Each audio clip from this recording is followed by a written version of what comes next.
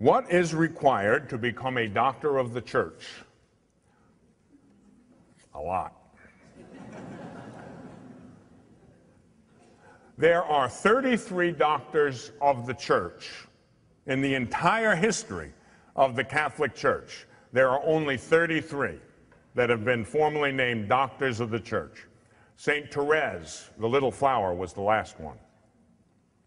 What's required? All right, the church will study their life and their work. They'll study the teaching of the individual.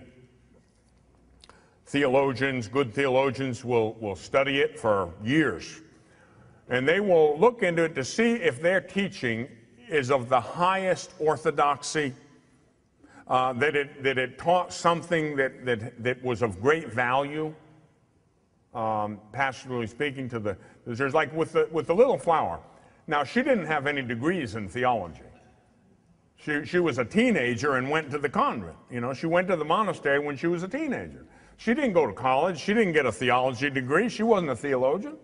But because of her intense life of prayer, she had clarity of mind. She knew God, you see, and in the pure light of God, she came to understand prayer. And she taught us what has come to be called the little way.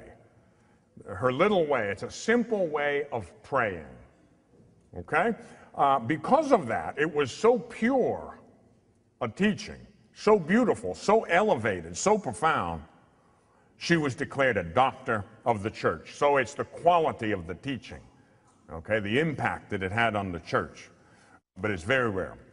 In the entire history of the church, over 2,000 years, only 33 individuals have been named doctors